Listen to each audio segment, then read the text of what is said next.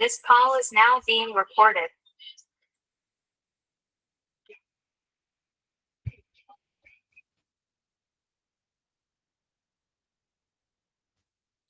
दूसरे सत्र में आप सभी का स्वागत है।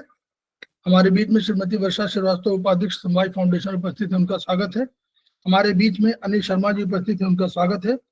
हमारे बीच में अनिता जैन जी उपस्थित हैं, हमारे समवाय फाउंडेशन के प्रमोटर हैं और हमारे फैकल्टी भी हैं, आज नहीं है। हमारे बीच में गोपीनाथ कृष्णन जी उपस्थित हैं, उनका स्वागत है। हमारे बीच में बबली सिंह उपस्थित हैं, जो हमारे समवाय फाउंडेशन के मेंबर हैं। हमारे बीच में दर्शन भट्ट जी उपस्थित हैं, जो हमारे समवाय फाउंडेशन के प्रमोटर हैं, उनका स्वागत है। हमारे बीच में दीपाली कोतवाल जी उपस्थित हैं, जिनका स्वागत है। हमारे बीच में ईशा कालरा जी उपस्थित हैं, समवाय फाउंडेशन के प्रमोटर, उनका स्वागत है। हमारे बीच में डॉक्टर कुमार बालवानी उपस्थित हैं, समवाय फाउंडेशन के प्रमोटर हैं, उनका स्वागत है। हमारे बीच में सीनियर थेरेपिस्ट मुन्नी गुप्ता जी उपस्थित है, उनका स्वागत है। हमारे बीच में नरेंद्र सिंह जी उपस्थित है, उनका स्वागत है। हमारे बीच में नीतू जैन जी उपस्थित है, समवाय फाउंडेशन के प्रमोटर हैं और अभी फैकल्टी रही हैं, अभी पहले वाले सेशन की फैकल्टी रही, उनका स्वागत है।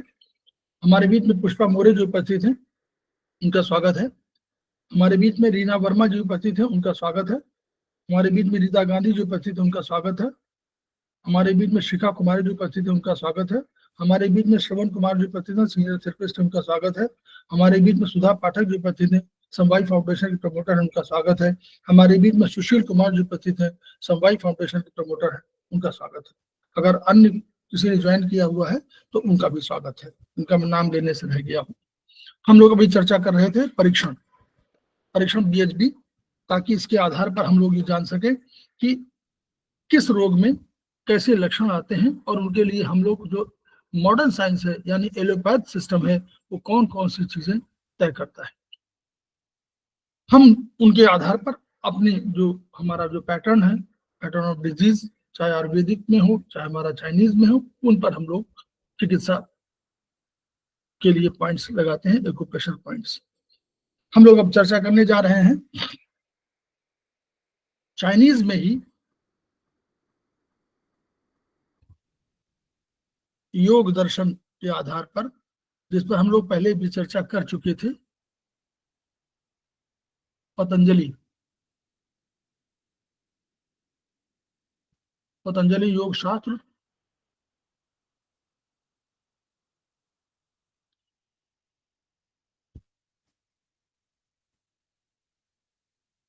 हम लोगों ने पढ़ा है इसको पहले ना?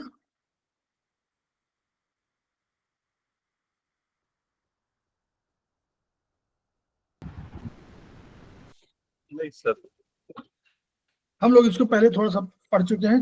चैप्टर 3 तक हम लोगों ने पढ़ा हुआ है और हम लोगों ने पाया था कि जो 2 तरह के चक्रों की बात हो रही है, आगे तक देखेंगे हम लोग। चक्र 7 है और चक्र को हम लोगों ने माना था कि एनर्जी के बड़े सेंटर है और एनर्जी के सेंटर बड़े मानते हुए हम लोगों ने कहा कि जैसे चाइनीज में हम लोगों ने पढ़ा है ट्रीटाइज 6 में कि कुछ एक्स्ट्रा ऑर्डिनरी वेसल होती हैं, तो उनको असाधारण वेसल कहा गया। उनकी रचना या संरचना और उनका जो कार्य दोनों पहले से थोड़ा सा मेरिडियन से थोड़ा सा डिफरेंट रहा होगा या उनसे अधिक रहा होगा, गुणवत्ता के दृष्टिकोण से भी, मतलब क्वालिटी के हिसाब से भी और क्वांटिटी के हिसाब से भी, इसलिए उनको वेसल कह दिया गया। उनको रिजर्वायर की तुलना दी गई।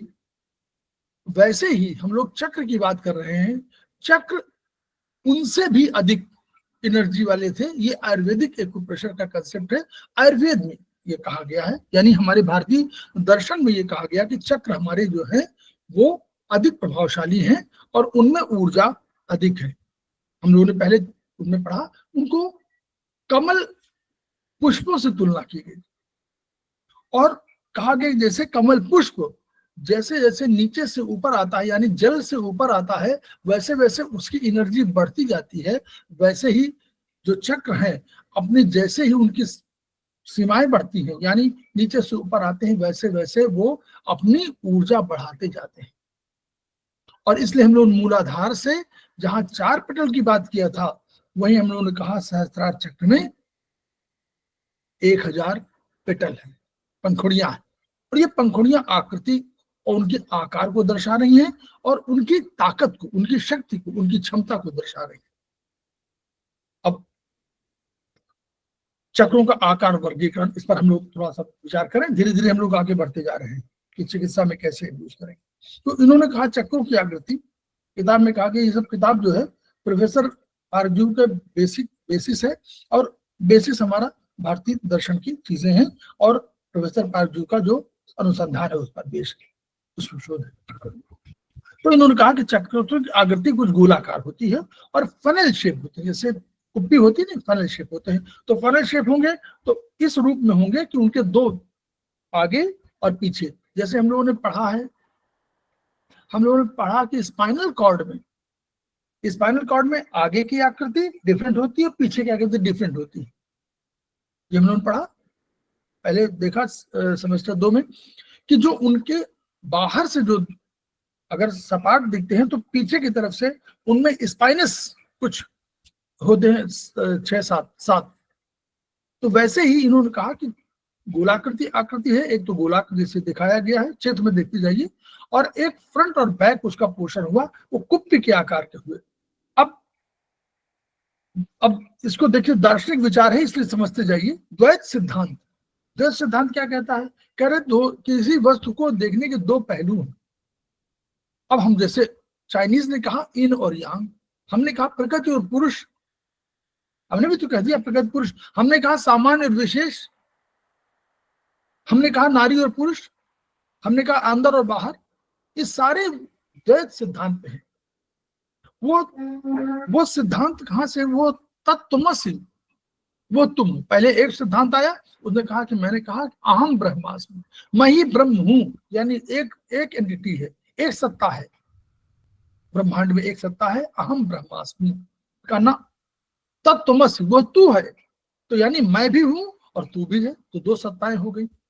तो ऐसे तीन सत्ताओं का tri origin theory doctor professor Park Jae Woo ने कहा, प्रोफेसर पार्कजीवो ने ट्राई ओरिजिन थ्योरी कहा, और ट्राई ओरिजिन थ्योरी में उनके पास 4 सत्ताएं थी।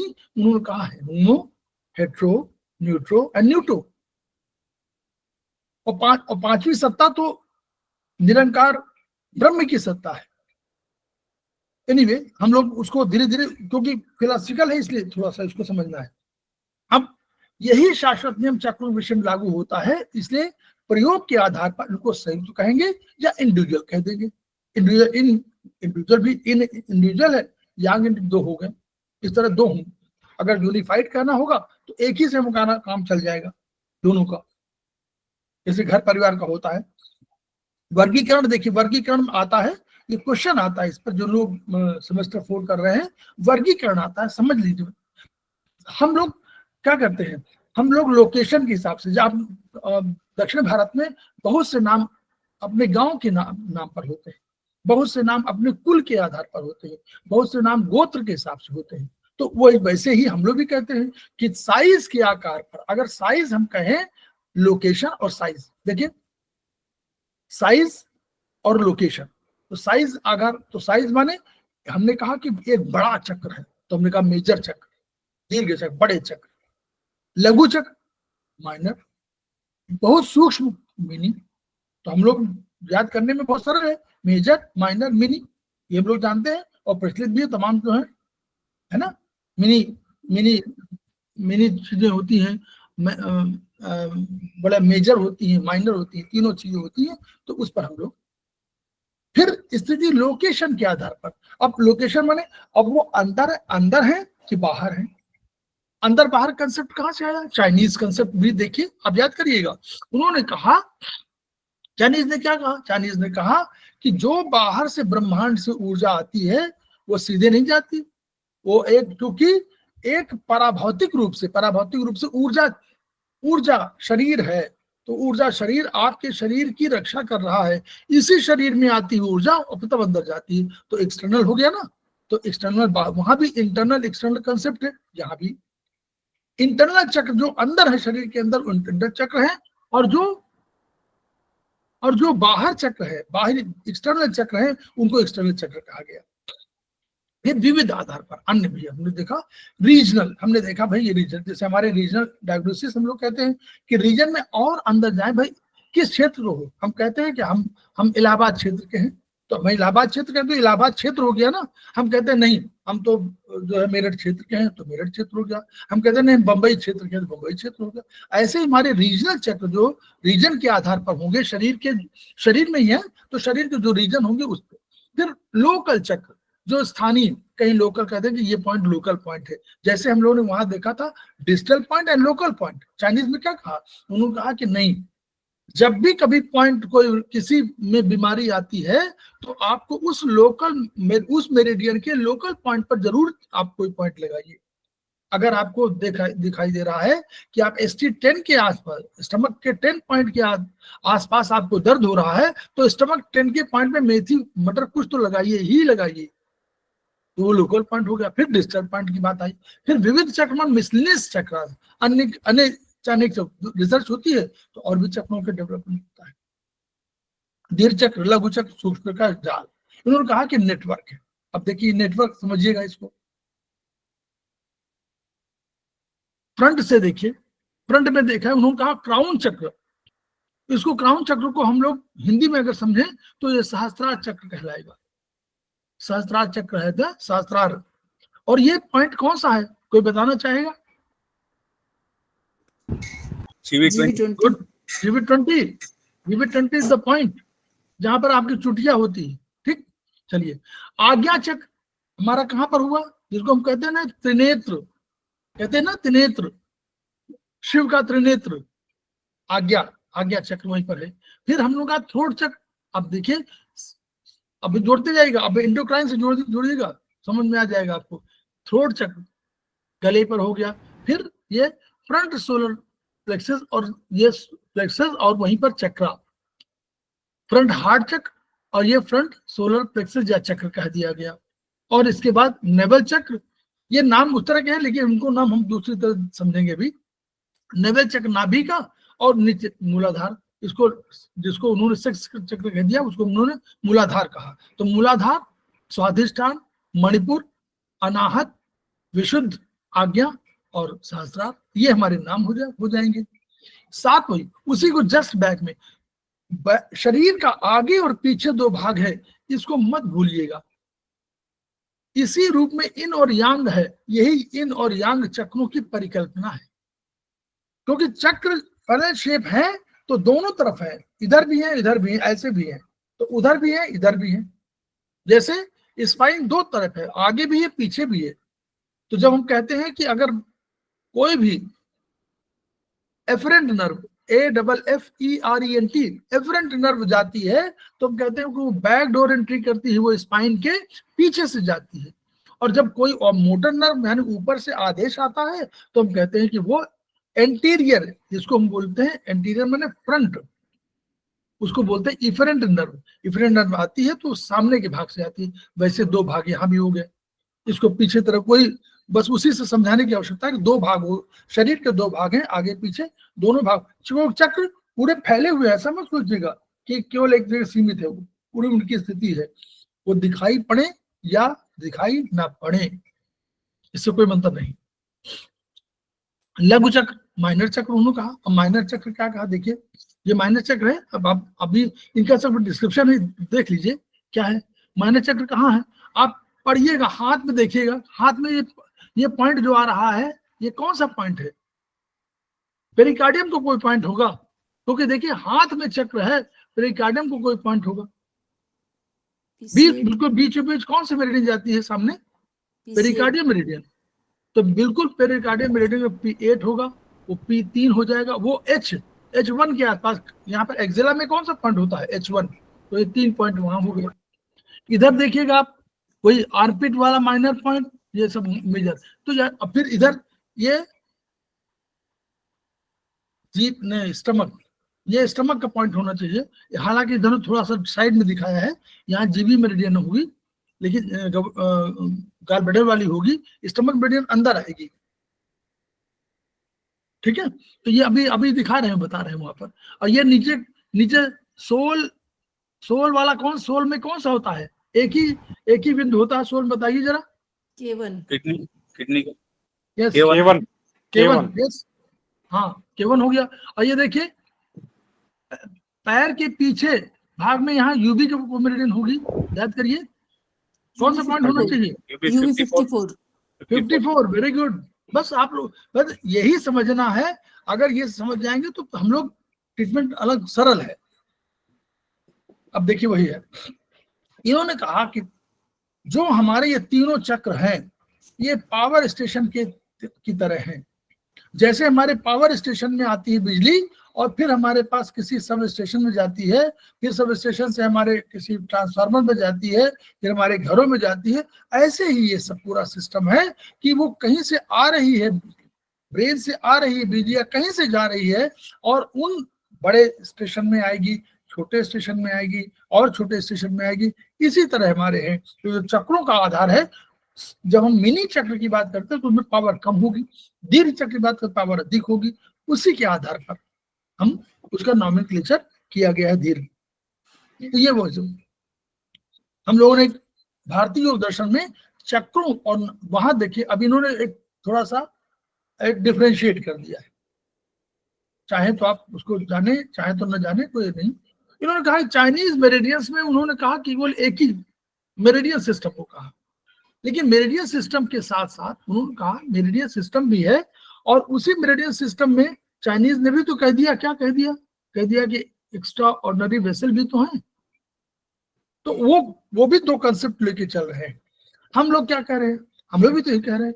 हम कह रहे हैं, अगर हम कहें, हम मतलब भारतीय दर्शन में कहें कि भाई ये भारतीय दर्शन है लेकिन विचार किसका है? चाइनीज का है, क्योंकि टीसीएम के प्रोफेसर पार्क जेबू जो है टीसीएम को मानते हैं, इसलिए उन्होंने चाइनीज चुराया कहाँ, मतलब चुराया नहीं, लिया कहाँ से, कंसेप्ट कहाँ से लिया? भारतीय योग दर्शन से अपनी थ्योरी प्रपोंड किया और उस थ्योरी के आधार पर उन्होंने कहा कि हमारी थ्योरी के हिसाब से ये है कि ये चक्र बड़ी ऊर्जा के सेंटर हैं और इन्हीं ऊर्जाओं के सेंटर में अलग अलग तरह के वो है ग्रेडेशन है। तो ग्रेडेशन 3 ग्रेडेशन कर दिया, सूक्ष्म, थोड़े बड़े, उससे बड़े, दीर्घ, लघु और सूक्ष्म, 3 कह दिया। तो हम लोग सब अब कहां पर देखिए, दीर्घ चक्र शरीर के ट्रंक और मस्तिष्क क्षेत्र में अवस्थित है, जो सामने आपको दिखाई दे रहा है, सामने या पीछे, यहां पर अवस्थित है। ये हमारे कौन? दीर्घ चक्र है, जो बड़े वाले हैं, ठीक है। और लघु चक्र हाथ और पांव के महत्वपूर्ण जंक्शन पर है। देखा आपने? ये देखा था हम लोगों ने, आप लोगों ने बताया था, ठीक है। और जो बिल्कुल सूक्ष्म है वो हाथों पांव की उंगलियों पर है और नाखूनों की परिधि पर है। यही चाइनीज कंसेप्ट, याद करिएगा। अब थोड़ा क्योंकि आप विस्तृत करिए, अब आपका विचार या आपका ज्ञान और बढ़ने लगेगा। अब आपको कंसेप्ट समझ में आने लगेगा कि क्यों ये महत्वपूर्ण पॉइंट है, क्यों UV51 बहुत महत्वपूर्ण है, क्यों H1 बहुत महत्वपूर्ण है, क्यों पेरिकार्डियम 8 बहुत महत्वपूर्ण है, क्यों पेरिकार्डियम 3 बहुत महत्वपूर्ण है, क्यों K1 बहुत महत्वपूर्ण है, क्यों ST30 बहुत महत्वपूर्ण माना जाता है मेल के लिए। याद करिएगा, ST30 हम लोग दे रहे हैं आजकल पेटाइट 6 में, वहां जब देते हैं कि LU7 टोन, K6 सिलेट, तो हम ST30 भी दे देते हैं। नारियों के लिए हम लोग CB1 यूज करते हैं, ठीक है। तो वही, इसलिए महत्व यहां से है ये कि ये सेंटर भी है। दीर्घ चक्र नीचे से कुंडलनी, अब देखिए पढ़िएगा आप लोग, 7 चक्रों में अलग है, 8 है ये कुंडलनी, उसके ऊपर मूलाधार, उसके ऊपर स्वादिष्ठान, उसके ऊपर मणिपुर, उसके अनाहत, उसके विशुद्ध, फिर आज्ञा, फिर सहस्त्रार। और आज्ञा यहाँ आपकी त्रिनेत्र और सहस्त्रार आपका जिगी, गवर्निंग वेसल 20, ठीक। लघु चक्र हथेली के मध्य भाग में, चाइनीज पेरिकार्डियम मेरिडियन P8 बीच में, फिर P3 ऐसे हाथ करें, P3, और आर्पिट हार्ट मेरिडियन के H1 में 3 ये हो गए। पांव के तलवों में चाइनीज किडनी मेरिडियन K1 और UB54 बिल्कुल पैर के पीछे, और स्टमक मेरिडियन के ST30 के स्थान पर है। तो वहां का चित्र से मत जाइएगा, ST30 पॉइंट मानिएगा, चाहे जहां भी हो, ठीक है। तो ये आपके इतने पॉइंट आपके हैं। ये कौन सा मेरिडियन देखिए, कौन सा है चक्र? लघु चक्र। लघु चक्र में इतने हैं, 3 तो वहां हो गए, P8, P3, H1. 3 वहां हो गए, 3 6 हो गए, क्लियर। चलिए सूक्ष्म चक्र देखिए, क्या तो बढ़िया। अब आप बताइए क्या आप नहीं जानते हैं इसमें? LU11 नहीं जानते हैं? कौन सा ये चक्र है, कौन सा पॉइंट है ये? जिंगवेल पॉइंट। है जिंगवेल जिंगवेल। पॉइंट। बस तो हमको क्या नहीं मालूम है? हमको सब मालूम है कि ये जिंगवेल पॉइंट है। तो इसलिए जिंगवेल पॉइंट बहुत महत्वपूर्ण है, इसलिए हम लोग उन पर बहुत सी चीजों पर तुरंत उपचार करते हैं। LU11, LI1, P9, TW1, H9, SI1, और इधर देखिए UB67, K1, GB44, ST45, liver 1, SP। ये हो गया ना? तो ये अब आपको क्लियर हो गया, या आपको इसमें कोई दिक्कत नहीं आएगी। मिनी चक्र वही दोनों हाथों पांव के उंगलियों के टिप्स पर चिन्हित किए गए हैं, और यहीं पर शक्तिशाली जिंगवेल बिंदु हैं और एक्स्ट्रा 30 बिंदुओं के स्थान के समतुल्य हैं।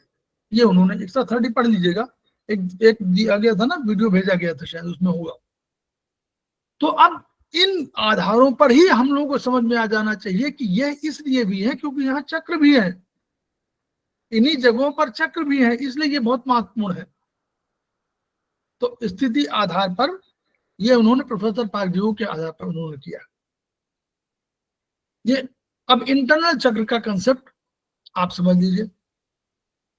ये प्रिज्म थोड़ा है, प्रिज्म को समझने में कठिनाई है तो नहीं है किसी को?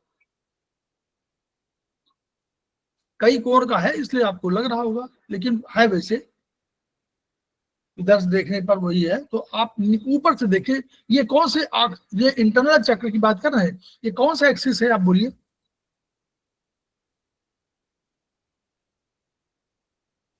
वर्टिकल। मेरिडियन, चाइनीज बोलिए, चाइनीज मेरिडियन बोलिए। वर्टिकल। Vertical meridian, yes. तो वर्टिकल मेरिडियन हमारी है बिल्कुल बीच है, और यह कंसेप्शन वेसल मेरिडियन है। बोलिए, है? हाँ या ना? हाँ सर, वर्टिकल बिल्कुल शरीर के बीचों बीच जा रही है। हैं? CV मेरिडियन है सर। हाँ कंसेप्ट बिल्कुल बीचों बीच जा रही है। तो ये कह रही है, बस केवल कुछ नहीं, कंसेप्ट समझिए। नीचे नंबर 2 3 1 1 2 ऊपर आपने मान लिया उसका, तो 2 1 को तो नहीं कह रही हो उसको, 2 3 4 1 और 8 को बाद बीच माना हुआ। आगे देखेंगे चित्र इसका, और 5वां नंबर, 6वां नंबर, 7वां नंबर, ये नंबरिंग सिस्टम अभी आप समझ में आ जाएगा। ये 1 जो है, देखिए आगे कंसेप्ट में आ जाएगा कि 1 8 क्यों एक साथ दिया हुआ है। वहां पर हम लोगों ने पढ़ा था, याद करिए, ये इससे आप समझिए। ये कहा था ना कुंडलनी, और आगे सहस्त्रार। तो 1 और 8, कुंडलनी 1 है तो सहस्त्रार 8 है, क्लियर? जैसे मान लीजिए अगर सहस्त्रार को आप पहला नंबर मान रहे हैं तो कुंडलनी 8 हो जाएगी, ठीक जी। बस वही कंसेप्ट है, उसी में आगे हम एक्सप्लेन है। ये समझना है आपको केवल कि ये बीच के ही बीचों होते हैं अंतःचक्र। अंतःचक्रों का शरीर में ऊर्ध्वाधर अक्ष मतलब वर्टिकल एक्सिस पर अवस्थित माना गया है। ये शरीर के प्रत्येक भाग को ऊर्जा आपूर्ति करने वाले सबसे महत्वपूर्ण केंद्र हैं। बस ये समझ जाइए, क्योंकि सबसे बड़े हैं। इन्हीं केंद्रों से मेरिडियंस में ऊर्जा का स्थानांतरण होता है। हम लोग पढ़ चुके हैं ऊर्जा का स्थानांतरण कैसे होता है, हस्तांतरण कैसे होता है। नहीं है तो हम लोग फिर से उसको पढ़ लें। कैसे पेज नंबर, अभी इसी में जा रहे हैं, आपको बता रहे हैं। Page number 16 of this book, या इसमें नहीं मिलेगा आपको। उन्होंने ये कहा, ये थोड़ा सा इसको आप याद करेंगे तो आपको बहुत सी चीजें पूरा लगेगा, ब्रह्मांड आपके सामने खुला हुआ है। जैसे अगर 3 महीनों में जो ऋतुओं के अनुसार कोई ऊर्जा आती है तो कहां से आती है? कॉस्मोस एनर्जी आती है, ब्रह्मांड से ऊर्जा 3 महीनों ऋतुओं के आधार पर, 3 महीना 2 महीना इनके आधार पर जो आती है, तो वो आएगी तो कहां जानी चाहिए? बोलिए, आप बताओ। सूक्ष्म शरीर, नाखून सूक्ष्म शरीर में जाए। 3 महीने में, 3 महीने की ऊर्जा पहले इन्होंने कंसेप्ट दिया है प्रोफेसर पाकजीबू ने। उन्होंने कहा एक्सटर्नल चक्र का कंसेप्ट दे दिया, जैसे वहां पर चाइनीज ने दिया था, इन्होंने एक्सटर्नल चक्र कंसेप्ट दे दिया और कहा जब इन एक्सटर्नल चक्र में आ जाएगी तो कैसे जाएगी, बोलिए कैसे जाएगी? फिर कोई तरीका है अंदर जाने का? घूमते हुए जाएगी स्पाइरल में। अरे भाई देखिए कंसेप्ट समझते रहिए। बाहर से ऊर्जा, उन्होंने कहा बाहर से ऊर्जा आई और फिर हमने कहा कि ऊर्जा अंदर गई कैसे?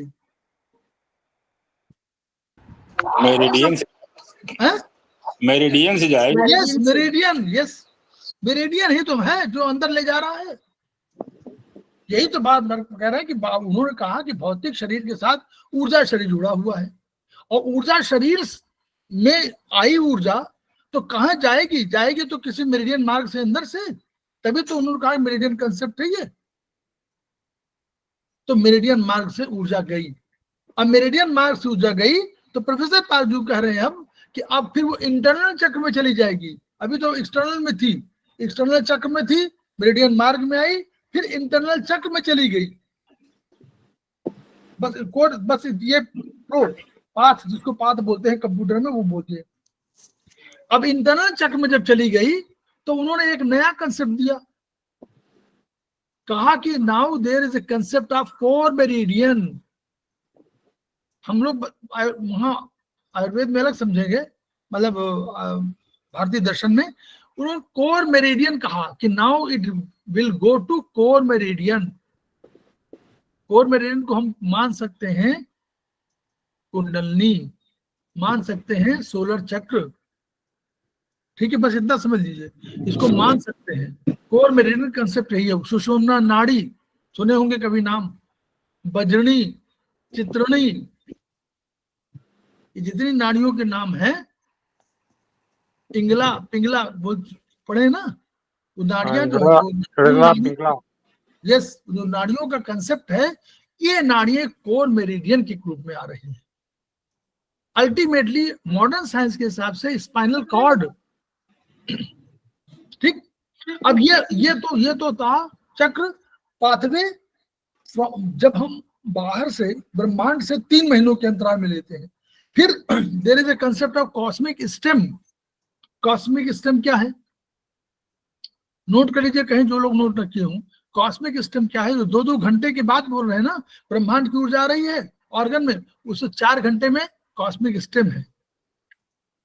जीबी की मेरिडियन में, लीवर की मेरिडियन में 11 बजे से 3 बजे तक आएगी, तो 4 घंटे का जो अंतराल है वो कॉस्मिक स्टेम है। क्लियर हो गया? तो ये कॉस्मिक स्टेम में कैसी जाती है, कॉस्मिक स्टेम के हिसाब से कैसे ऊर्जा जाती है, उसका सुन लीजिए। उसके लिए भी बताया था ना, अभी आप लोगों ने कोई क्वेश्चन के उत्तर क्या था, तो उन्होंने कहा था चक्र कहा था ना, तो ये कॉस्मिक स्टेम से आएगी तो नख चक्र से आएगी। अब नख चक्र के बाद फिर याद करिए, नख चक्र से आई और फिर चली गई कोर मेरिडियन में।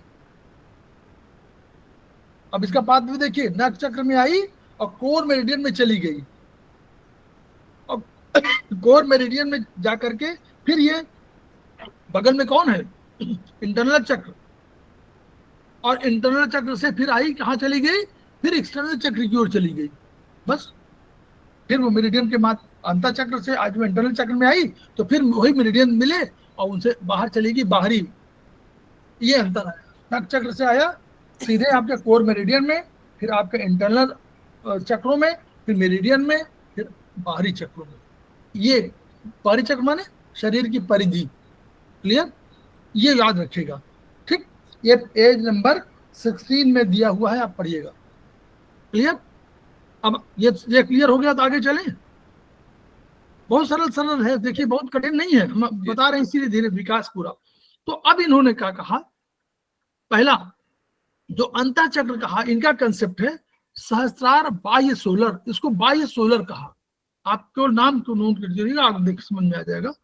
बाह्य सोलर कहा, और प्रकाश ऊर्जा इसका क्या है, इसकी ऊर्जा क्या थी, प्रकाश ऊर्जा। फिर आज्ञा चक्र की हॉटनेस, फिर विशुद्ध चक्र की ऊष्मा, फिर अनाहत चक्र की वायु, फिर मणिपुर चक्र की आर्द्रता, स्वाधिष्ठान की शुष्कता, मूलाधार की शीतलता और कुंडलिनी को अंतः सोलर चक्र कहा। तो अब याद करिए, कुंडलिनी और सहस्त्रार अंतः सोलर और बाह्य सोलर है, और ये इनकी अंधकार ऊर्जा। ये 8 energy concept is given by professor Park J Woo. 8 energy concept. तो यही 8 एनर्जी कंसेप्ट में इन्होंने 1+8 को कर दिया यहां पर, इसके नीचे कर दिया ना यहां पर, ठीक है। इसको उन्होंने 1+8 कर दिया, और सब वही रखे, उन्हीं नंबर वही, नंबर सिस्टम वही है। इसको पढ़िएगा, लेकिन बहुत मजेदार यही है। कुंडलिनी को आप मानिए, बाद में पढ़ेंगे कुंडलिनी पर, हम लोग और चर्चा करेंगे। अब इन और यांग के दृष्टिकोण से उन्होंने शरीर के सामने भाग के वही चीजें कह दिया और वही पीछे कह दिया। कोई दिक्कत इसमें नहीं है ना, सामने भाग इन, पीछे भाग यांग, तो वही जो इन लाइटनेस, इन हॉटनेस, वही सारे बिल्कुल सही। वही वाले हैं, यहाँ तो कोई दिक्कत नहीं। थोड़ा बहुत जो है देखें। अब एक्सटर्नल चक्र, this is the concept given by professor Park Jae Woo. ये हमारे शायद एक्सटर्नल चक्र उसमें नहीं था योग दर्शन में, लेकिन ये उन्होंने अपना एक, उन्होंने कहा कि एक्सटर्नल चक्र जो है ये 3 एक्सिस है। देखिए, हमारे 3 एक्सिस होते हैं ना, एक होती है एलवीएम या हमारा वर्टिकल मेरिडियन, एक वर्टिकल मेरिडियन होती है, एक हॉरिजॉन्टल होती है, ऐसे होती है, ऐसे, याद है सर? और मैडम ने वंदना दुबे मैडम ने बताया था, एक हमारी ऐसी होती है सेगाइटल, आगे और पीछे, तो ऐसे काटेंगे तो आगे पीछे होगा। जैसे उन्होंने आलू कहा था कि आलू ला नहीं पाए थे, जब दिख नहीं रहा था यहाँ पर, है ना, उस दिन दिखाई नहीं पड़ रहा था आलू, तो वह आलू वाला था कि आलू को काटेंगे तो आगे हो जाएगा, पीछे हो जाएगा। ये सेगाइटल जो है एक्सिस था। 3 एक्सिस होते, वर्टिकल, हॉरिजॉन्टल एंड सेगाइटल, 3। क्लियर हो गया? यहां भूलिए नहीं, 3 है, एक वर्टिकल है और एक हॉरिजॉन्टल है सेगाइटल और एक सेगाइटल। ठीक, अब 3 हो गया। बाह्य चक्रों कंसेप्ट प्रमुख रूप से प्रोफेसर पार्क ने विस्तृत किया, हम पहले कह रहे थे। फिर इन चक्रों के माध्यम से ब्रह्मांड में होने वाले प्रभावशाली परिवर्तन शरीर को प्रभावित करते हैं। एक सेकंड,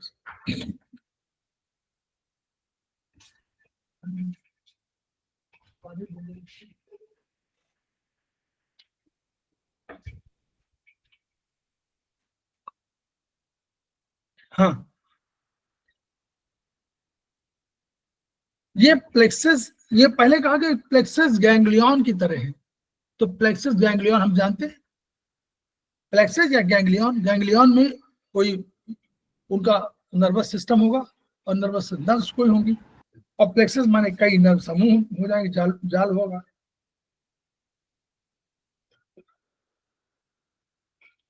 तो ये जो कंसेप्ट है उन्होंने दिया, इसी कंसेप्ट को आगे चलिए। इन्होंने बताया कि कैसे गर्मी में हमारा वातावरण चेंज होता है तो बीमार हो जाते हैं। तो वही उन्होंने कहा कि ब्रह्मांड में, तो इसमें अगर हमको करना हो तो हमारा यही चक्र प्रभावित होता है, क्यों गर्मी यहीं से आती है। ठीक है, फिर ये तो आपको पढ़ने को मिल जाएगा, जो उनके कंसेप्ट है वो समझिए।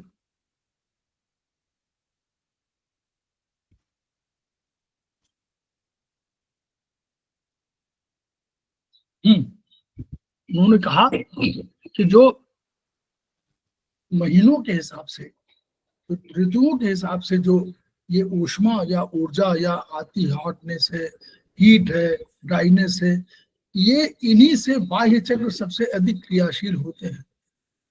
रखो देना।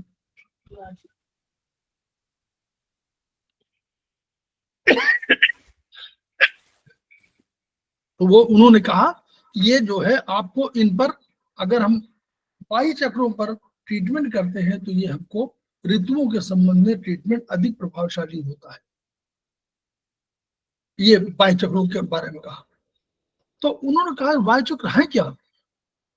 जैसे हम अभी कह रहे थे कि ब्रह्मांड से ऊर्जा आई और भौतिक शरीर में न जा करके पहले ऊर्जा शरीर में गई, तो हमारी बाह्य चक्र वही है, पहले एक्सटर्नली आई और फिर वो अंदर गई। अंदर जाने का मेरिडियन मार्ग है, फिर अंतर चक्रों में गई, फिर अंतर चक्रों से फिर वो चली गई अल्टीमेटली मेरिडियन में, कोर मेरिडियन में। तो कोर मेरिडियन में चली गई, देखिए लिखा हुआ ना, मेरिडियन से अंतर चक्रों में, अंतर चक्रों के माध्यम से कोर मेरिडियन में चली गई, और जब वो चली गई तो आपका यही, और चक्र क्या है, ऊर्जा को निकालते भी है, ऊर्जा को लेते भी है। ऊपर से लिया, नीचे निकाल दिया, इधर से बाएं से लिया, बाएं से लिया, दाएं निकाल दिया, दाएं से लिया, बाएं निकाल दिया, आगे से लिया, पीछे निकाल दिया, पीछे से लिया आगे। चक्र ऐसे मूवमेंट कर रहे हैं ना, वो ऐसे मूवमेंट कर रहे हैं, तो ऐसे मूवमेंट कर रहे हैं, तो वो इधर मूवमेंट, जिधर उसकी एनर्जी चली गई, तो ये इस तरह। तो उसी को प्रिज्म स्टाइल में जो बाह्य चक्रों का है, देखिए बाह्य चक्रों का कंसेप्ट अलग है, पढ़िएगा इसको। तो पहले याद करिए, मैं याद करने के तरीके रहा, पहला 1 और 2 नंबर तो ऊपर ही रहेगा। कौन सा पहला क्या है, पहले क्या दिया था उन्होंने, प्रकाश, सब, हाँ प्रकाश ऊर्जा जो दिया था सबसे ऊपर, तो 1 2 मतलब सहस्त्रार वाली, और ऊपर ये शीर्ष वाला चक्र जो है, ये चक्र वाले है ना, एक्सटर्नल चक्र की बात कर रहे हैं। तो 1 2 वो ऊपर की जो ऊर्जा हुई वो 2 एक साथ होगा। अब देखिए यहाँ पढ़िए ना, अच्छा ये दिया नहीं क्या, नाम नहीं दिया अभी, हाँ चलिए ठीक है।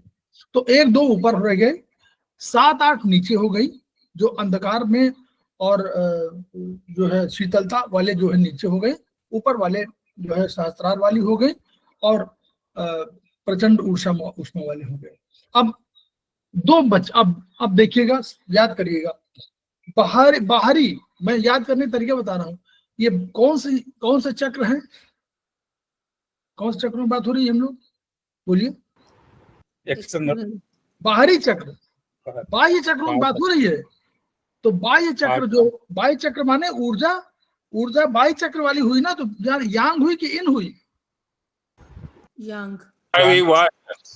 नॉर्मली तो यांग होगी, इंटरनल जो आंतरिक है वो इन होगा, जो बाहरी है वो यांग है। यही तो हम लोग कहते हैं, जो बाहर घूम रहा है वो यांग है, इसीलिए उन्होंने पुरुष को कह दिया यांग।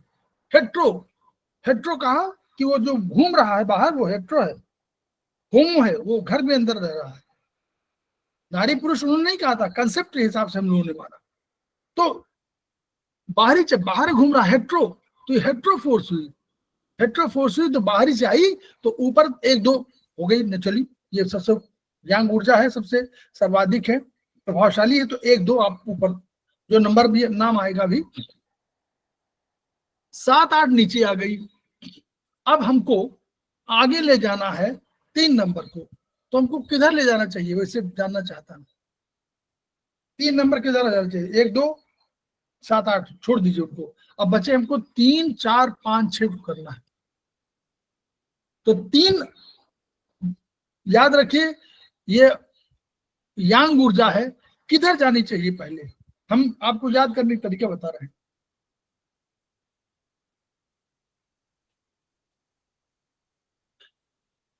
लेफ्ट और राइट में कौन सा यांग है, कौन सा राइट, लेफ्ट यांग है। तो 3 नंबर लेफ्ट में जाना चाहिए, ठीक है। 4 नंबर फिर यांग कौन है, पीछे वाला, बैक। तो फिर पीछे जाना चाहिए। अब यांग हो गया, ऊपर हो गया, लेफ्ट हो गया यांग, बैक हो गया यांग, तो यांग तो खत्म हो गया। मतलब मेरे हिसाब से ये जब हम रिलेटिव कहते हैं ना, इन यांग रिलेटिव कंसेप्ट है।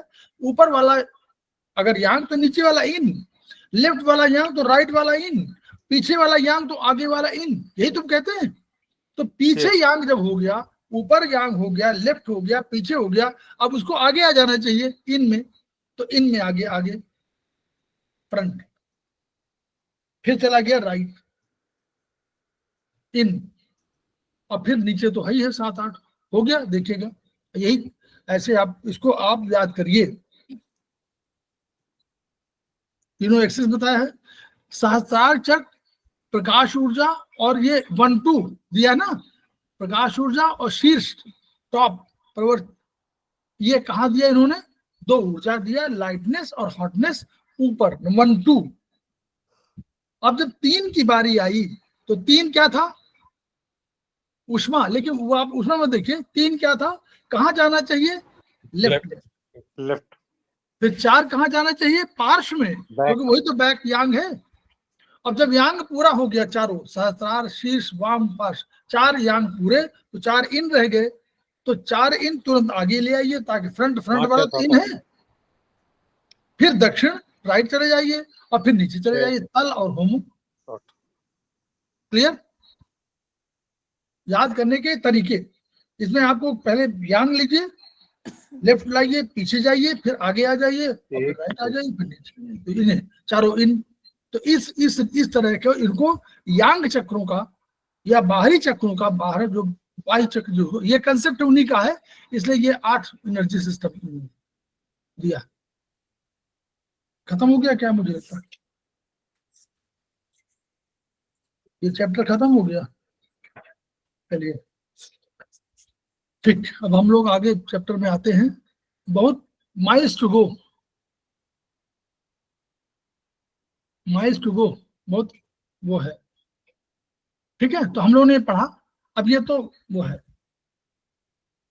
अब इन्होंने कहा कि अब देखिए एक और चीज इसमें आया, इसमें उन्होंने दूध कर दिया कि दो एक्सिस है ना, एक आपका ये एक्सिस और एक आपका ये एक्सिस, 2 एक्सिस कही ना, आगे पीछे वाला। तो जो ये वाले एक्सिस कही, ये कहा कि ये वर्चुअली आपके सहस्त्रार चक्र से डिराइव्ड है या उसके भाग है, और इसलिए इन चक्रों के प्रक्षेप जो है ऊर्ध्वाधर क्षैतिज अग्रपृष्ठों वाले, तो 2.2 तो उसी में है, और नीचे जो आपका इन वाला है वो आपका ये कुंडली से गवर्न होता है, और जो सहस्त्रार से गवर्न होता है वो ये वाला हॉरिजॉन्टल और आपका सेडाइटल 2 होता है। ठीक है, अब आगे इसको हम लोग और पढ़ना चाहेंगे, कैसे हम लोग इसमें पढ़े यहां से।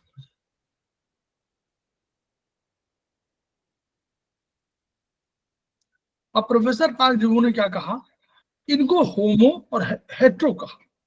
उनका होमो हेट्रो कंसेप्ट था, तो सहस्त्रार को उन्होंने कह दिया हेट्रो, और जो नीचे वाली चक्र था उसको होमो चक्र कह दिया। ठीक, जो अभी हम लोगों ने देखा ना, उसको होमो चक्र, और सहस्त्रार को हेट्रो चक्र कह दिया। अब कुंडलनी को जो कुंडलनी थी वर्चुअली वो, तो कुंडलनी को होमो कह दिया और सहस्त्रार को हेट्रो कह दिया। अब कुंडलनी और सहस्त्रार का रिलेशनशिप क्या है, तो इन्होंने कहा कि कुंडलनी, तुलना किया है कुंडलनी, जैसे वहां चाइनीज में क्या है, चाइनीज में स्प्लीन को हम लोग कहते हैं मदर, ठीक है, और हम लीवर को हम कह देते हैं पितातुल, कह देते हैं ना, बोलिए हाँ हाँ हाँ ना। जी सर। सब नहीं समझे सर, स्प्लीन कुंडली, स्प्लीन लिवर को क्या कहा आपने सर? स्प्लीन को हम लोग मदर टाइप कह देते हैं ना, क्यों? अच्छा मदर, ठीक भाई वही तो बना रही खाना पहली बार। मदर, ये वर्ड नहीं समझ में आता सर। मदर, अच्छा ठीक। अब मदर को कहा कि मदर पहले खाना वही बनाती है, ऊर्जा बनाने का काम वही करती है। तो और उधर इस लीवर को कहा कि वो जीवन जीने के तरीके सिखाता है, आपको प्लानिंग करने की बताता है, जीवन कैसे आगे संघर्षपूर्ण है, रोकता है, डिटॉक्सिफिकेशन करता है, और तमाम चीजों को संग्रहित करता है। ये जो काम कर रहा वो वैसे काम देखिए होमो हेट्रो, यहाँ पर कहा कि पिता तुल्य सहस्त्रार है। तो अब इन्हें कहा कि ये दोनों रिलेशनशिप में पर है, और ये कुंडलनी के माध्यम से सहस्त्रार चक्र तक को पहुंचना है। लेकिन अगर कभी इनमें से कोई चक्र अविकसित रहेगा तो हमारा कोई शरीर में बीमारी आ जाएगी। और होमो चक्र माने जन्म के पूर्व का है, जैसे हम लोग किडनी कह रहे हैं, ये जन्म के पूर्व कोई रोग है तो होमो चक्र में, और सहस्त्रार में जन्म के बाद के कोई है तो सहस्त्रार चक्र से हमको ठीक करना है। ये कंसेप्ट है। अब इस कंसेप्ट को आगे बढ़िए, बहुत बड़ा कंसेप्ट है। इन्होंने कहा कि कैसे, उन्होंने कहा जैसे मदर करती है होमोचक्र, तो आंतरिक शक्ति की प्रतीक है, या जो पहले से आई हुई है वो आपके शक्ति है, इसलिए होमोचक्र कहा गया, इसको मदर कह दिया गया। पिता का स्थान क्या है, जैसे वो बाहरी लिंग की और व्यवस्था करता है, वैसे साथ साथ आपको जो है जीविकोपार्जन करता है, उसी लिए वो उसको उन्होंने कह दिया कि ये हमारा पिता तुल्य है। अब यहां तक हो गया। तो जन्म के रोगों के लिए कुंडली और जन्म के बाद के पोस्टनेटल डिजीज के लिए सहस्त्रार। ठीक है, ये उन्होंने कह दिया, इस रूप में कहा हुआ है। विजन धीरे धीरे देते रहे ना। अब सहस्त्राक्षर कहाँ है, DU20 या GV20 में है, और एक्स्ट्रा बिंदु 6 जो चारों तरफ चक्र होंगे वो उनकी बात कर रहे हैं। 100 रोगों का योग उपचार, तो जहां पर हमारा चोटी है उसको उन्होंने कहा।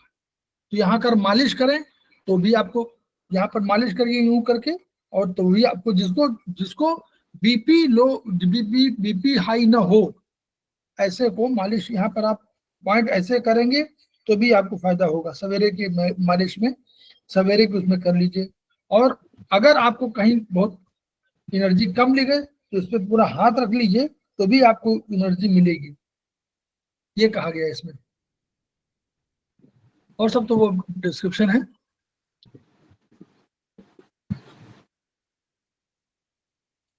अब यहां पर आइए, कुंडलनी और 7 शरीर, ये कंसेप्ट क्या है, बस यही समझना आपको। कुंडलनी, उन्होंने कहा कि कुंडलनी शुरू में जैसे जब आपका है तो पहले वहां समझिए ब्रह्मांड। तो उन्होंने कहा, बोर तो नहीं हो रहा है, बताइए, बहुत बड़ा कंसेप्ट है, थोड़ा सा 10 मिनट और चाहिए।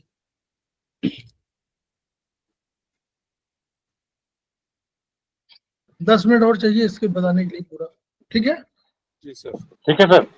ठीक। तो ब्रह्म क्या है? ब्रह्म की उत्पत्ति मानी गई कि ब्रह्म शून्य से जगत उत्पन्न हुआ, तो ब्रह्म उसमें था। काय हो जी 2 मीटिंग जॉईन केला, काय झालं? 2 मीटिंग जॉईन केलेला हो. होय. ब्रह्म से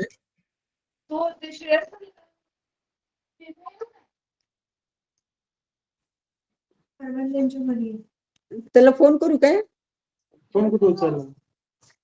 त्याचा फोन उचले ना.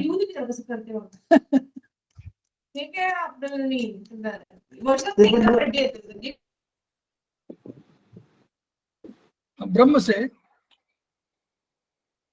जो शून्य से ब्रह्मांड उत्पन्न हुआ, तो जो ब्रह्म था इसका क्रिएशन होगा ब्रह्मांड को बनाने के लिए, तभी नाम था ब्रह्म के ब्रह्मांड, यानी ब्रह्म की कोई सत्ता उन्होंने बना दिया, ये ब्रह्मांड है। और हमने उन्होंने शून्य से मांगा। फिर हम लोगों ने आगे कंसेप्ट दिया कि भाई जब सत्ताएं थी तो हमने उन्हीं सत्ताओं में 2 सत्ताएं कर दिया। कहा, कोई भी कह दिया, चाहे निर्जीव सजीव कह दिया, चाहे आत्मा ब्रह्म कह दिया, कुछ भी कह दिया, आत्मा परमात्मा कह दिया, नारी पुरुष कह दिया, जितने भी है 2 द्वैत का सिद्धांत लागू कर दिया।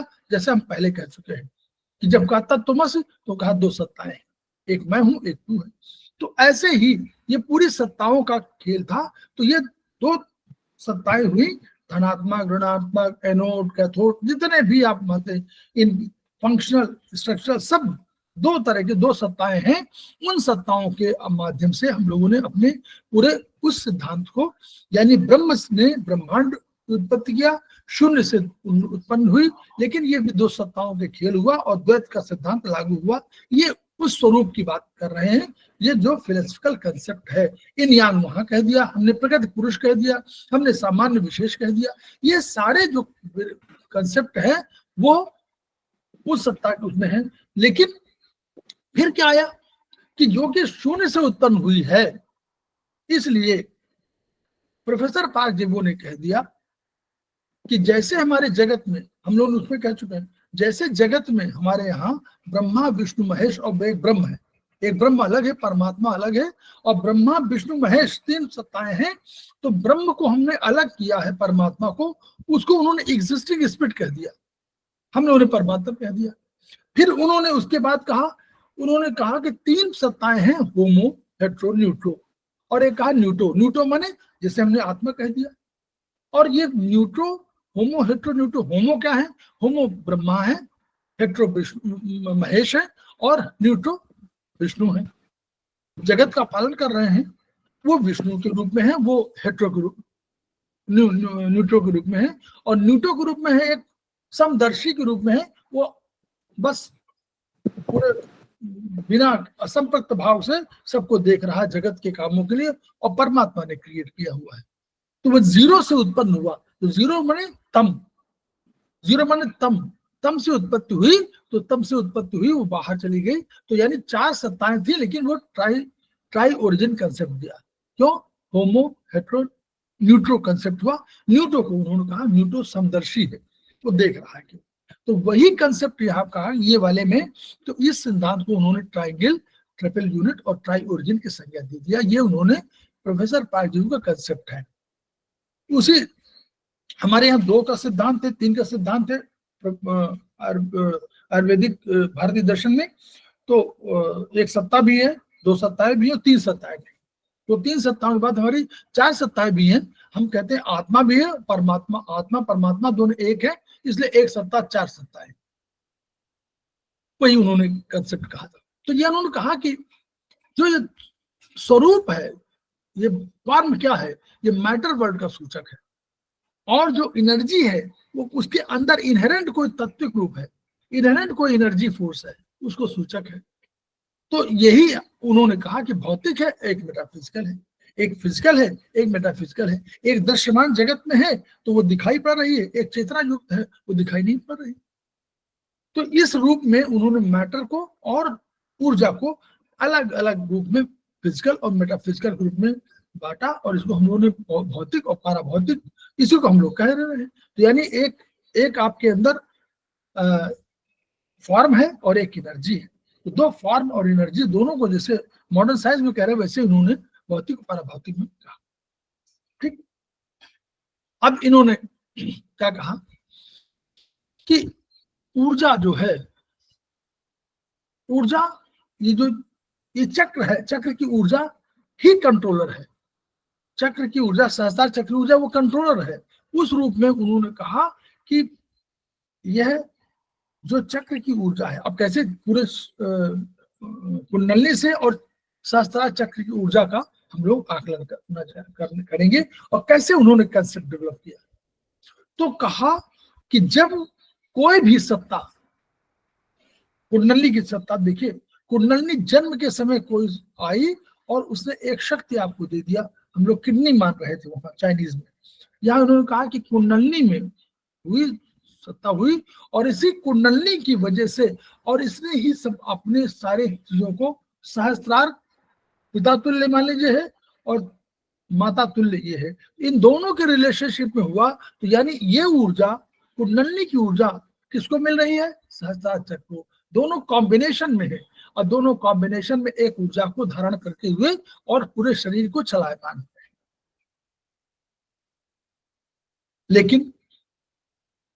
लेकिन जो और सिस्टम और है, कुंडली जागरण हो गई, यानी कुंडली अपने गतिशील हो गई, तो उसने क्या किया, अपनी ऊर्जा को, क्योंकि स्फुरण मतलब वाइब्रेशन है, उस वाइब्रेशन से उसने प्रभावित पूरा उसको सहस्त्रार को किया, और सहस्त्रार चक्र भी उससे प्रभावित, तो उधर भी ब्रह्मांड से वो भी ले रहा है, और या ये को पूरा प्रारब्ध से, पूर्व जन्म से कुंडली के पास है।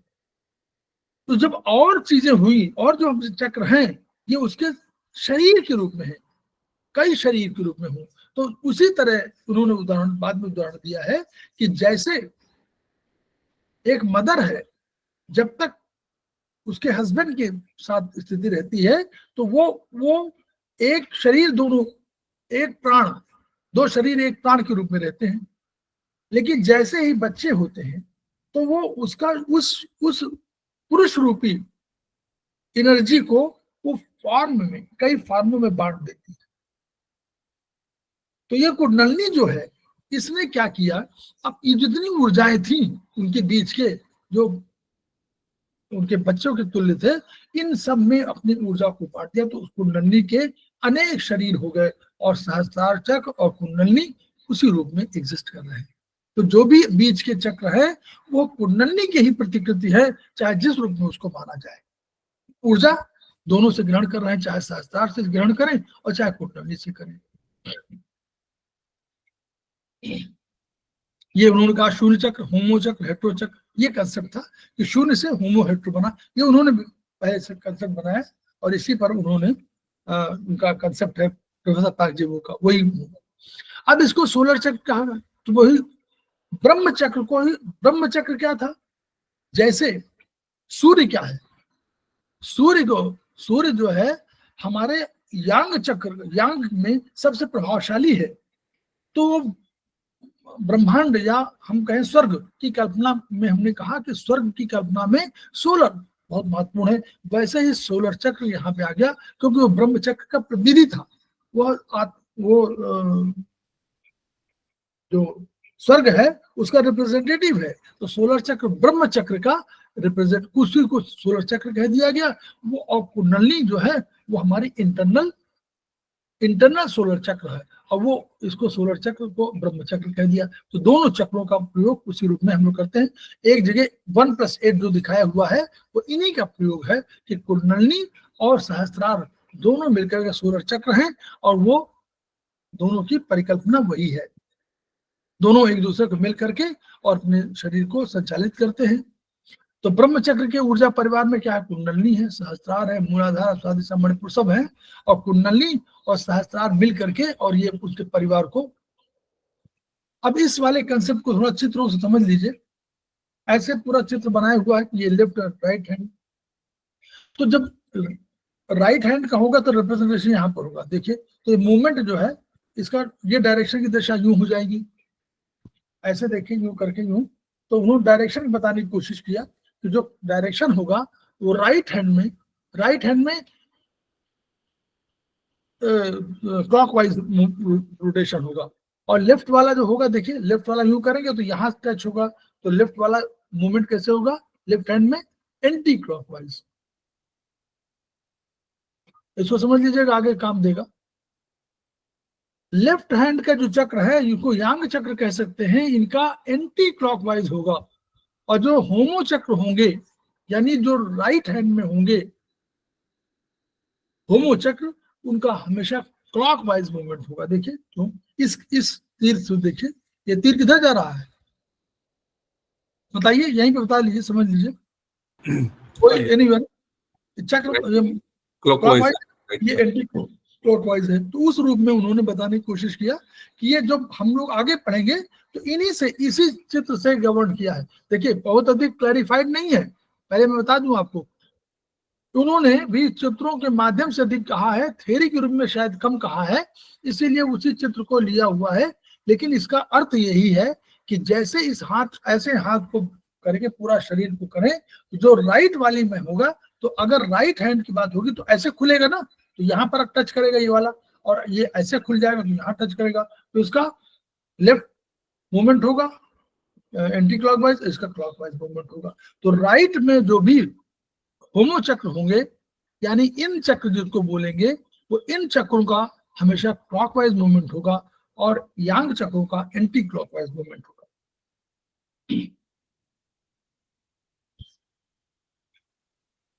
अब इसी को फिर देखिए, अब देखते जाइए, ऐसे चक्रों का होगा।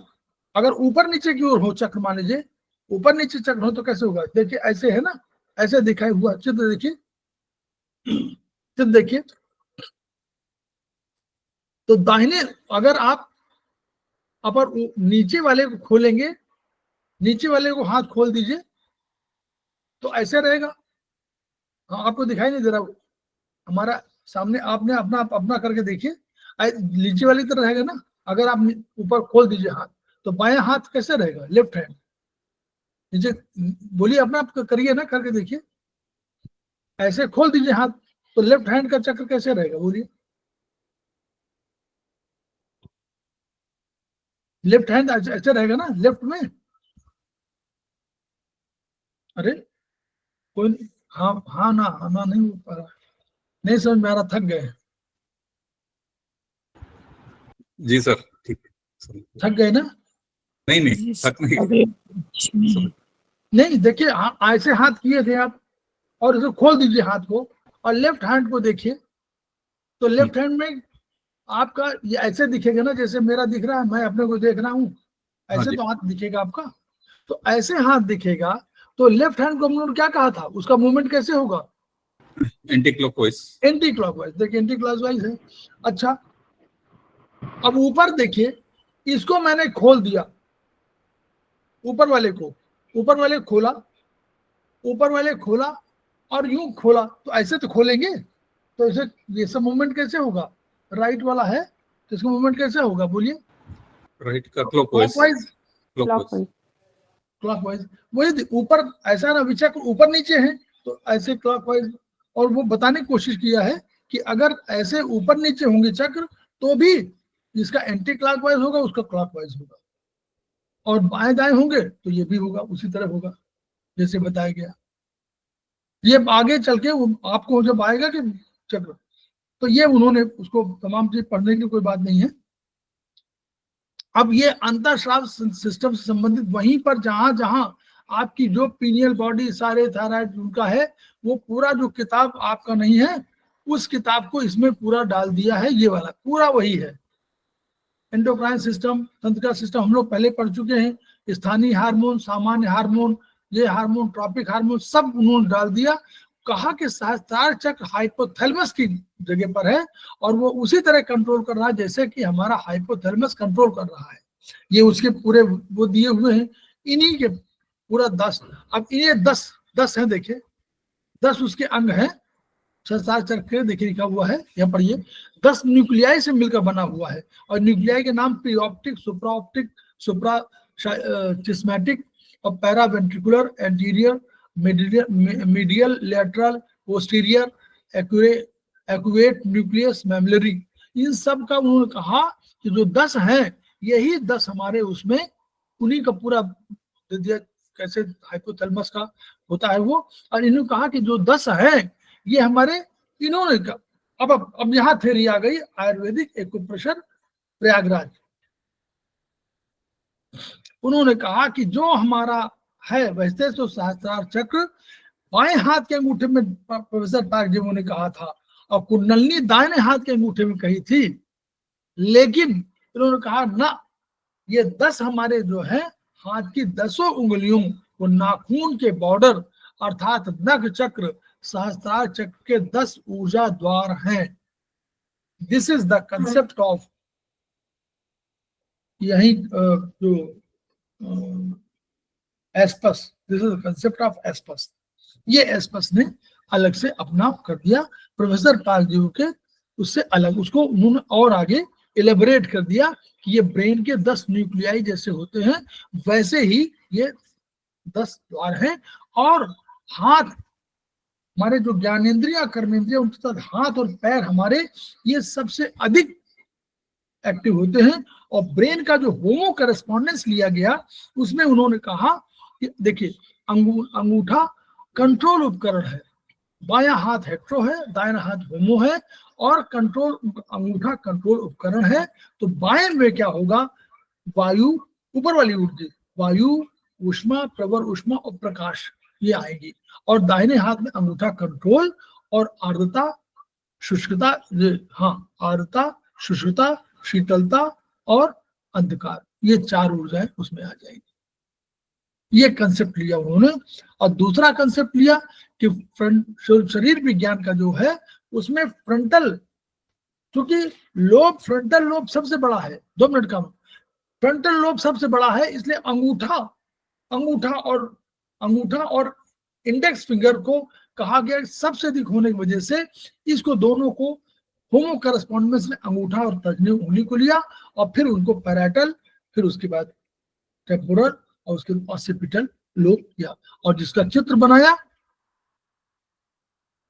नख चक्रों का कंसेप्ट पूरा पढ़िए, बहुत बढ़िया, वही है कंसेप्ट, वही है कि 4 कर्मेंद्रिया हमारे जो है वो इनसे नख चक्रों से, तो नख चक्रों के बाद जो हम लोग कहा कंसेप्ट, वो इस यहाँ से आया कि ये हमारा वो ये ब्रेन का वो कंसेप्ट है।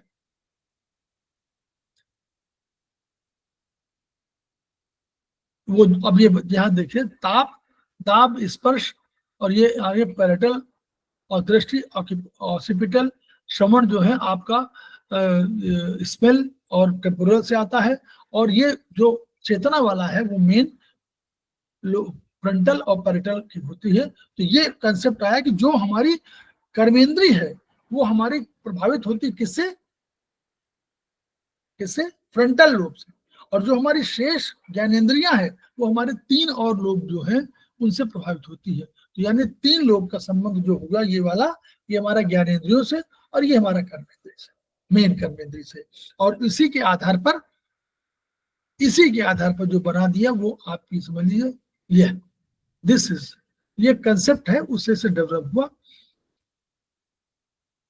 बस ये खत्म, और इसके यहाँ पर ये आ गया नॉर्मल, ये जो कर्मेंद्रिया का वो तो थ्योरी है जो आपको समझना है, बस ये वही उसी को देखिए, ये वाला जो ब्रेन का वो लिए है, ब्रेन का होमो करस्पॉन्डेंस है, इसमें अंगूठा और इंडेक्स फिंगर फ्रंटल लोब हो गया, और पैरेटल, टेम्पोरल, इसी से वो चिकित्सा का आवाज निकला हुआ है।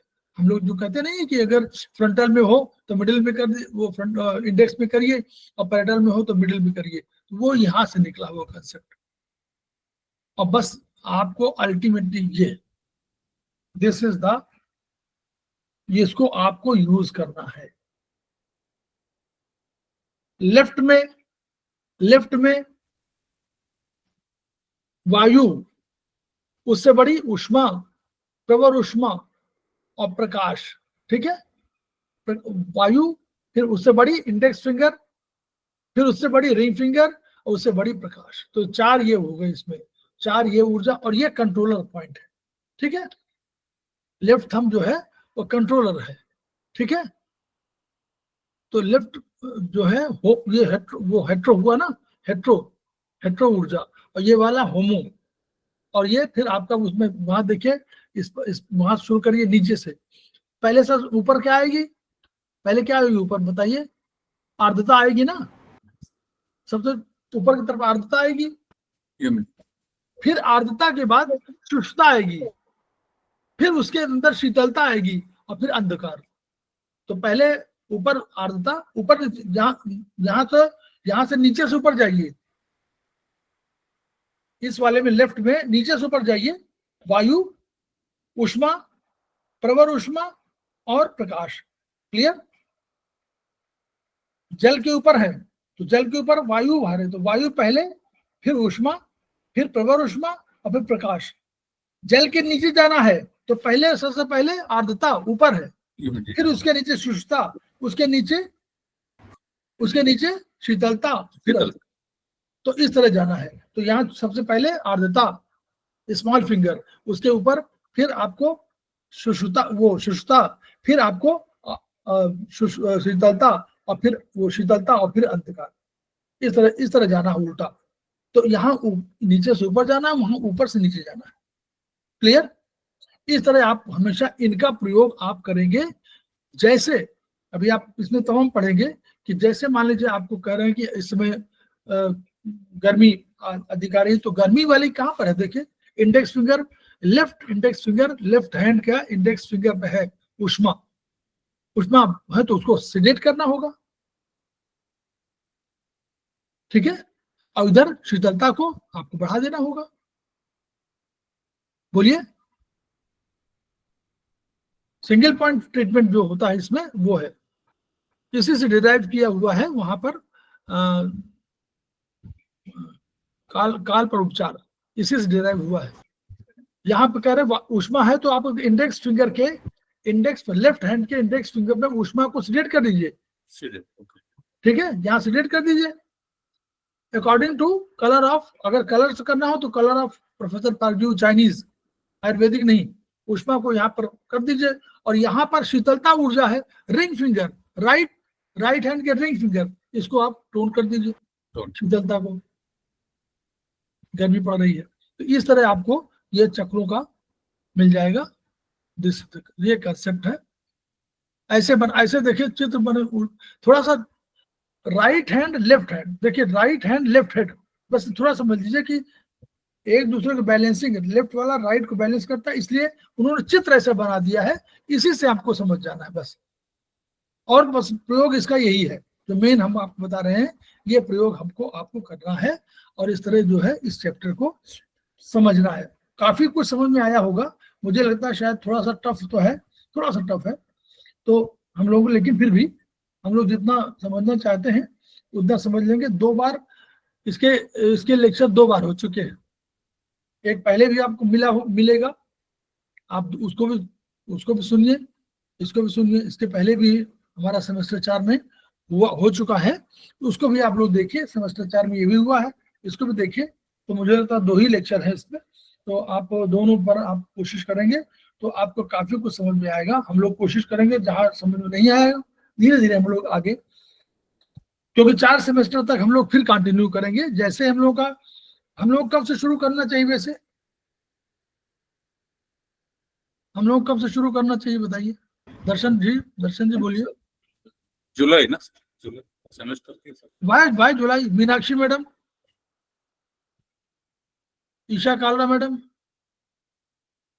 शमन जी बोलिए। When to start? Sir, we can continue.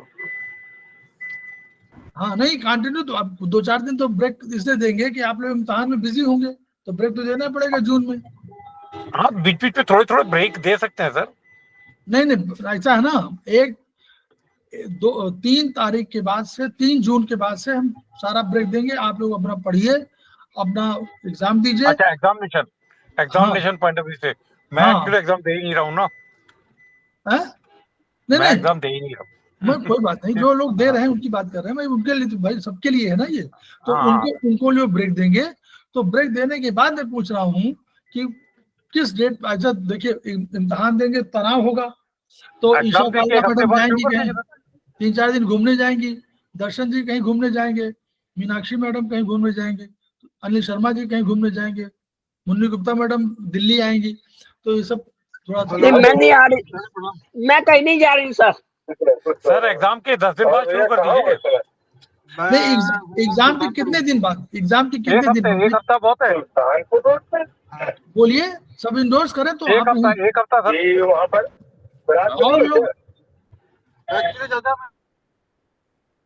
और लोग इंडोर्स करें इसको। हाँ सर, चलेगा 1 वीक के बाद। मुन्नी गुप्ता मैडम, सर मैं कहीं जा नहीं रही, मैं तो यही रहूंगी। नहीं रहने की बात नहीं, 15-16 तारीख को इम्तिहान है, 16 तारीख के कितने दिन बाद हमको शुरू करना चाहिए? 1 हफ्ते बाद कर सकते हैं ना? ठीक। ईशा कालरा मैडम, जुलाई में सर, जुलाई में। अनिल शर्मा जी, सर जुलाई में, 1 जुलाई में। मीनाक्षी मैडम,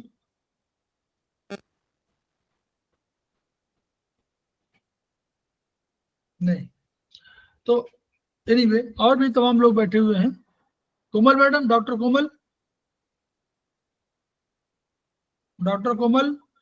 सर मेरा तो बिल्कुल मतलब ये रहेगा कि हमेशा चलती रहनी चाहिए क्लासेस। ठीक, वो तो ज्यादा 7 डेज। कमल कुमार, कपिल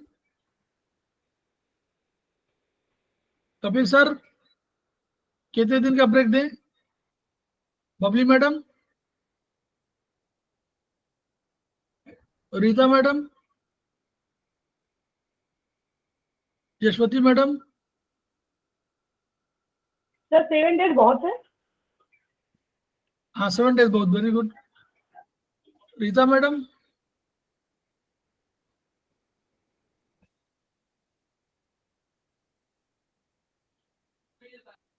और बस, और कोई नहीं? तो मतलब इसका मतलब हम लोग को 7 से 10 दिन का गैप दे सकते हैं हम लोग, and then we should continue.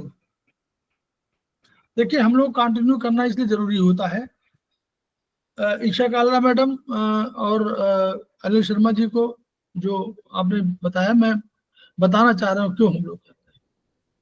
हम लोग कोर्स को नहीं पढ़ाते, हम लोग सेमेस्टर जरूर पढ़ाते हैं लेकिन कोर्स नहीं पढ़ाते हैं। याद होगा आपको, बहुत चीजों पर हम लोग विचार बिल्कुल सही कह रहे हैं सर, हैं? दोनों बटन को इकट्ठा दबाओ। बिल्कुल सही कह रहे हैं आप। तो कोर्स हम नहीं कोर्स पढ़ाते। हम सही कह रहे हैं सर। सेमेस्टर पढ़ाते हैं, कोर्स नहीं पढ़ाते हैं। तो हमारा कहना है कि हमको समय अधिक चाहिए होता है।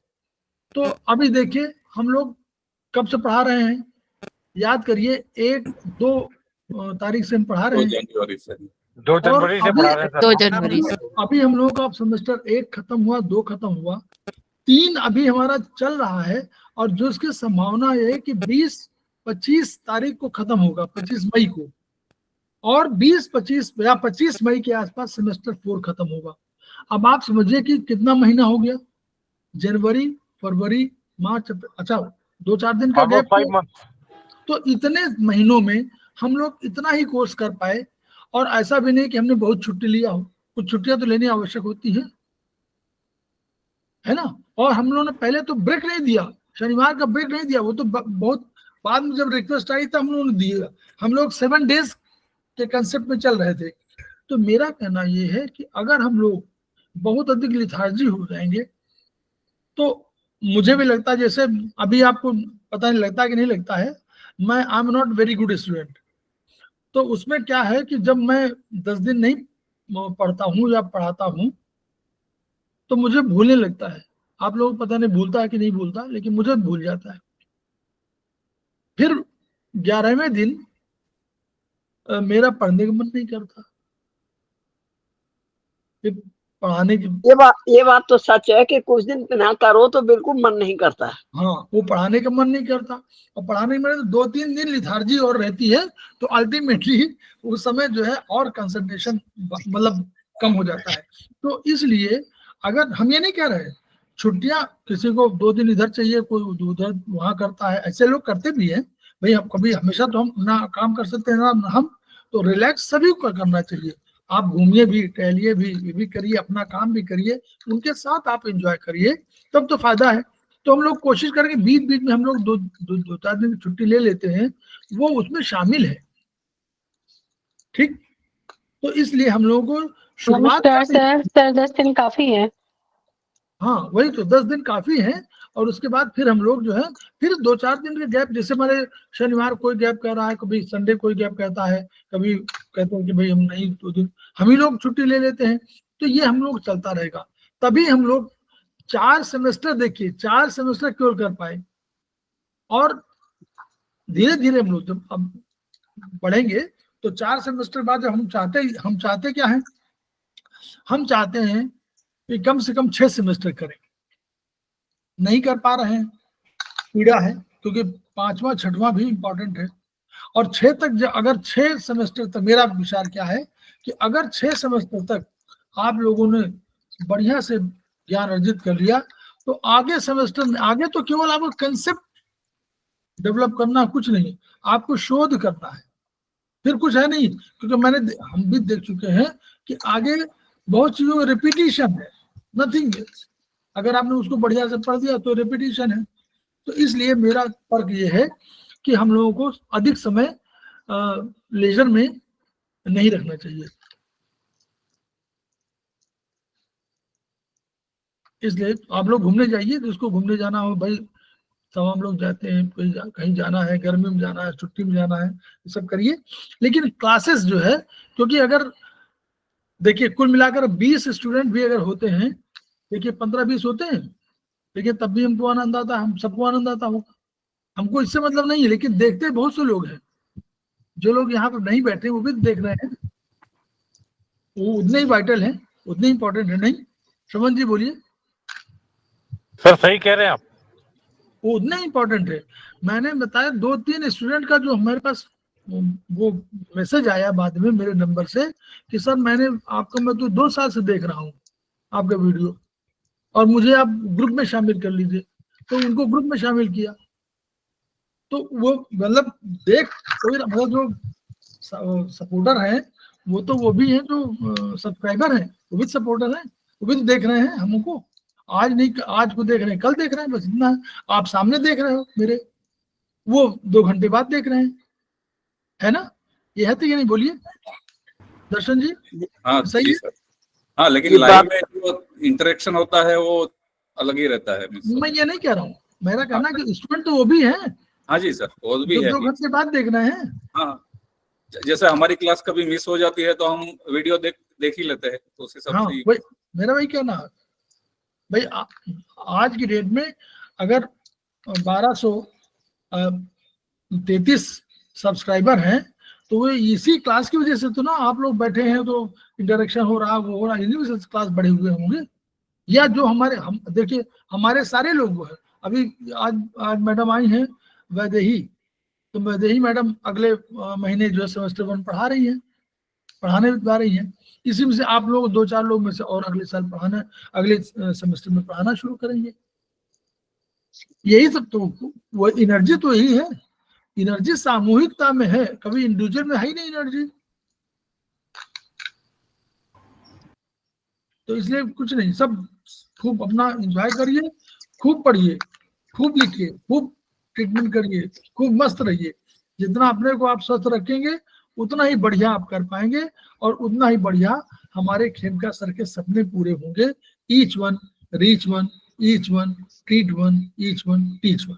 इन्हीं शब्दों के साथ हम लोग कल के लिए विदा लेते हैं। धन्यवाद। नमस्कार।